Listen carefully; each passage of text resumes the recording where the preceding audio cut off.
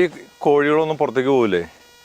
ആ മയിലുകൾ എത്ര ദൂരം പറന്നു പോയാലും വൈകുന്നേരം ആകുമ്പോൾ വീട്ടിൽ വരും, തിരിച്ചു വരും. ഈവനിങ് ആകുമ്പോൾ അവരുടെ വീട്ടിൽ വരും, നമ്മൾ വീട്ടിൽ പോകുന്ന പോലെ തന്നെ. അപ്പം ഇതിനകത്ത് എത്ര തരം അവക്കാഡോ ഉണ്ടെന്നാണ് പറഞ്ഞത്? ഒരു 70 വെറൈറ്റിയിലും കാണും ഇപ്പം. 70 വെറൈറ്റി അവക്കാഡോ. ഈ ചക്ക തീർന്നു പോയി. ഇതാണ് അരക്കില്ലാത്ത ചക്ക എന്നാണ് ഇതിന് ആൾക്കാർ പറയുന്നത്.